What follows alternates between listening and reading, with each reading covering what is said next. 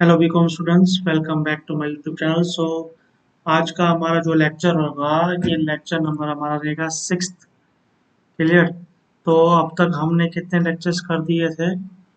अब तक हमने टोटल स्टेट सब्जेक्ट के आपके लेक्चर 5 कंप्लीट कर चुके थे। अभी हमारा लेक्चर नंबर 6 है। तो अब तक हमने नाइन्थ सम तक, ठीक है, नाइन्थ सम तक हमने सम कर लिए थे। तो हमारा आज का सेक्शन जो रहेगा वो होपफुली 3 सम कवर हम कर लेंगे। एक रहेगा 10th, एक रहेगा 11th और एक रहेगा 12th। तीनों थोड़े बहुत मेथड सेम है आंसर निकालने का, एक मेथड सेम आएगा आपका। तो देख लेते हैं क्या है। अब जो 10th वाला सम है वो एग्जाम के पॉइंट ऑफ व्यू से इम्पोर्टेंट सम है। तो प्लीज इससे एक बार आप, मैं जब कराऊँ उसके बाद आप इसको करना, अभी तो आपको याद रह जाए। तो विदाउट टाइम वेस्ट हम स्टार्ट करते हैं सम नंबर 10 को। तो सम नंबर 10 में आप देख सकते हैं क्या लिखा है। In a book of an average there are 3 misprint, ठीक है, in 5 pages using Poisson distribution. Find the number of pages having more than 2 misprints in that book of 100 pages. अब एक एक चीज हमको समझनी है। इससे पहले किस तरह के सम आए थे, ये किस तरह का सम है।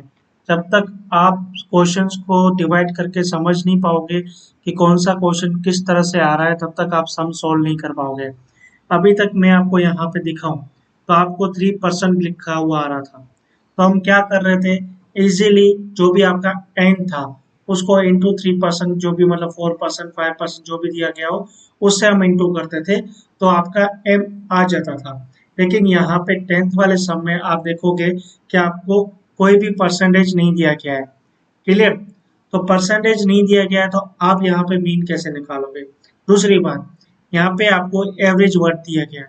तो जब कभी भी वर्ड एवरेज आए और उसके बाद इस तरह से बोले कि इतने में से इतना मिसप्रिंट हो रहा है, ठीक है, जैसे यहाँ पे दिया गया है कि 5 पेजेस में से 3 मिसप्रिंट हो रही है, तो यहाँ पे आप एम क्या निकालोगे, यहाँ पे आप एम निकालोगे जितना आपका मिसप्रिंट आया या कुछ भी आया, जितने में से आया बस इसको डिवाइड कर देना। 8 तो ये आपका आंसर आ गया 0.6। तो ये आपकी प्रोबेबिलिटी है, सक्सेस के चांसेस। ठीक है, तो ये आपका क्या आ गया, मीन आ गया, बराबर। तो हमें मीन आ गया, मीन आपका क्या है 0.6। अब मेरा ये 0.6 आंसर सही है कि नहीं, और मैंने आपसे कहा था कि यहाँ पे जो भी मेरा आंसर है वो उसकी वैल्यू होनी चाहिए। तो 0.6 की वैल्यू है 0.5488। मैं ये लिख दूं तो आपका ए माइनस 0.6 की वैल्यू है 0.5488, 0.5488। अब हमें क्या निकालना है, find the number of pages having more than 2 misprint in that book of 100 pages. अब यहाँ पे निकालनी है find the number of pages having more than 2 misprint. अब ऐसे हमें पेजेस निकालनी है। अब देखो उन्होंने तो एक संभावना कह दी है कि 3 मिसप्रिंट तो आ रही है 5 पेजों में। हमें ऐसी प्रोबेबिलिटी निकालनी है कि जहाँ पे 2 मिसप्रिंट्स है इन डेट बुक ऑफ 100 पेजेस, तो 100 पेजेस में से कितना। तो मोर देन 2 का है, तो पी एक्स जो आपका है वो मोर देन 2 है। मोर देन 2 मतलब क्या हो गया, 2 भी नहीं, मतलब 3, 4, 5, 6, 7, 8, 9 ऐसे। अगर मुझे कहते कि मुझे मेरी प्रोबेबिलिटी निकालो 3 मिसप्रिंट्स की, तो मैं डायरेक्ट क्या निकालता, P3 कर देता। और बोलते कि 3, 4, 5 की निकालो, तो मैं क्या करता 3, 4, 5 की निकाल देता। और कहते नॉट मोर देन 2, तो नॉट मोर देन 2 बोलते तो मैं 0, 1, 2 निकाल देता और इन तीनों को प्लस कर देता। तो मेरा जो भी आंसर आता वो मेरा आंसर आ गया, ठीक है। लेकिन उन्होंने कहा है कि मोर देन 2 की निकालो, नॉट मोर देन नहीं, मोर देन 2 की। तो मोर देन 2 की अगर ये बोल रहे हैं तो मुझे P3, P4, P5 ऐसे से करके P100 तक जाना पड़ेगा, क्योंकि यहाँ पे आपका टोटल कितने पेजेस है, 100 पेजेस है। तो मुझे 100 पेजेस तक जाना पड़ेगा। मतलब मैं P3, P4, P5 ऐसे से करके 100 पेज तक सबकी प्रोबेबिलिटी निकालूंगा, फिर उन सबको प्लस करूंगा, फिर जो आएगा वो मेरा आंसर होगा। क्लियर। तो इस मेथड को इजी करने के लिए क्या होता है कि जब भी आपको मोर देन 2 बोले या मोर देन 3 बोले, तो जितना मोर देन बोला है उसको छोड़ दो, ठीक है, क्योंकि क्या होगा कि वहां तक आप निकालने जाओगे तो आपका तो सम निकलेगा ही नहीं। तो यहाँ पे क्या होता है, मैं आपको एक चीज बताऊं कि जो भी आपका प्रोबेबिलिटी के आंसर होते हैं, ठीक है, जो एन का सक्सेस के चांसेस होते हैं, पी जिसको पी एक्स में बोलूं, उसका टोटल वैल्यू जो रहता है 1 रहता है। अगर मैं कहूँ कि आप ये जो 100 प्रोबेबिलिटी है ना, 1 से लेके 0 से लेके 100 तक सबकी प्रोबेबिलिटी निकालो और सबका प्लस करोगे ना, तो आंसर 1 ही आएगा। आप भले चाहे तो खुद भी निकाल सकते हो, ठीक है। तो मैं क्या कर रहा हूँ, 0 1 और 2 निकाल दूंगा। क्या करूंगा, 0 1 2 निकाल दूंगा, उसको 1 में से माइनस कर दूंगा, तो बाकी जो बचा वो क्या निकला, वो 3 से लेके 100 तक का होगा। समझ में आया, ठीक है। मतलब ये कहूँ कि 3 का प्रोबेबिलिटी मैं अलग कर देता हूँ, उसको 1 में से माइनस कर दूं और बाकी मेरा आंसर निकल आएगा। 1 में से माइनस क्यों किया, क्योंकि टोटल जो सम रहता है प्रोबेबिलिटी का, जितने भी एन है उसका 1 आता है। आप खुद निकाल के देख लेना, 100 के 100 प्रोबेबिलिटी का अगर सम करोगे, टोटल करोगे, तो 1 ही आएगा, बराबर। तो मुझे क्या करना है, 0 1 2 की निकालनी है और उसमें से मैं 1 माइनस कर दूंगा, तो जो बचेगा वो 3 टू 100 का होगा, मतलब मोर देन 2 का होगा। तो सबसे पहले मैं पी जीरो की निकाल देता हूँ, ये रब कर दूं मैं।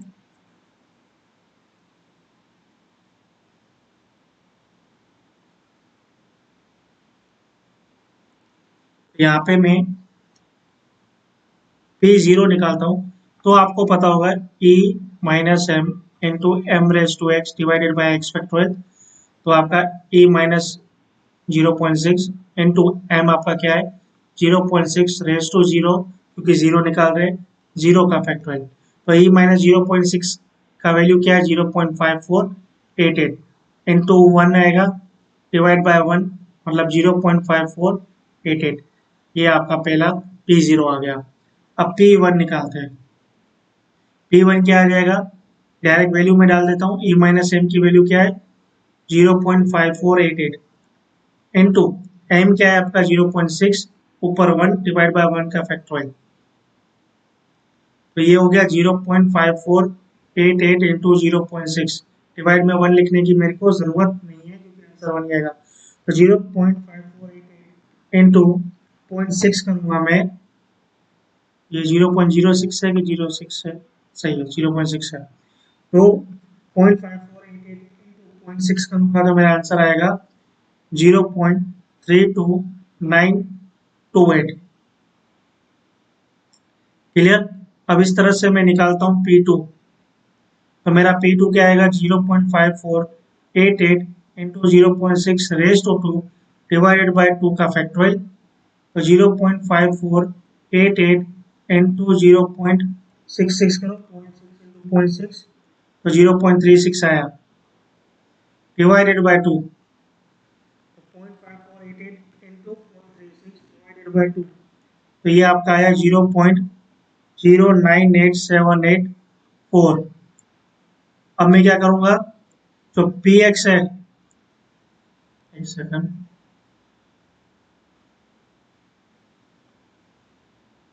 पी एक्स है जो कि ग्रेटर देन टू है, उसका आंसर आएगा 1 minus P zero plus P one plus P to.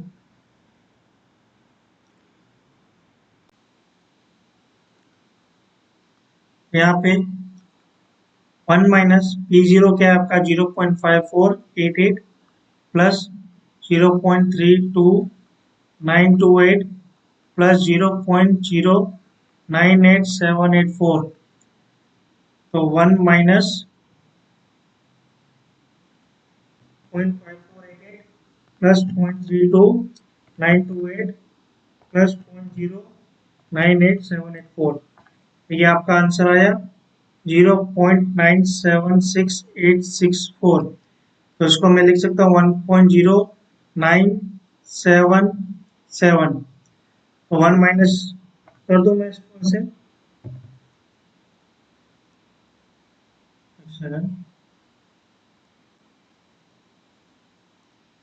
तो 1 माइनस 0.977 कर लेते हैं, 1 माइनस, तो 0.023 आया और यहाँ पे आपका आंसर क्या आ रहा है 2.31। अभी देखो 2.31 है, मैं अगर यहाँ एक्स्ट्रा ले सकता हूँ तो ये 6 से वो 8 की जगह भी ले सकता हूँ, पर 0.023 भी आपका आंसर है वो सही है। अब 0.023 जो है ये आपकी एक पेज का है, तो आपके 100 पेजेस का कितना होगा 400 पेजेस। तो 0.023 इंटू 100 करेंगे, ठीक है, तो इंटू 100 कर दो, तो ये आपका आंसर आएगा 2.3। तो आई होप कि आपको सम नंबर जो 10 है वो समझ में आ चुका होगा। अब हम चलते हैं सम नंबर 11 की ओर। तो सम नंबर 11 में क्या कहा है कि फैक्ट्री प्रोड्यूसेस 0.5% डिफेक्टिव आर्टिकल्स। अब ये परसेंटेज वाला है, तो मीन तो आपका निकल ही जाएगा 0.5% इंटू एन 100 बराबर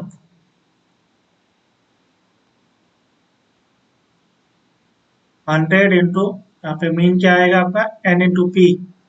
एन क्या है आपका 100 और परसेंटेज कितना है 0.5, तो 0.5%। तो एम आपका आया 100 का 0.5%, तो 0.5, ठीक है। और ई माइनस 0.5 की वैल्यू क्या है 0.6065।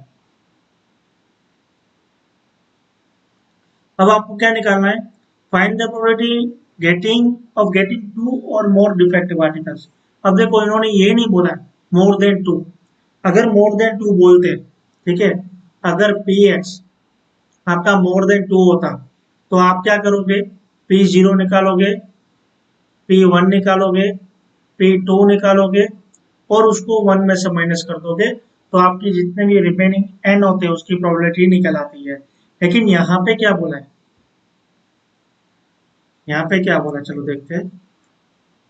यहाँ पे बोला है probability of getting two or more, मतलब क्या हुआ, टू और मोर मतलब हुआ P X equal to greater than equal to two, मतलब टू भी उसमें शामिल हो गया, टू की भी निकालो और टू के बाद वालों की भी निकालो।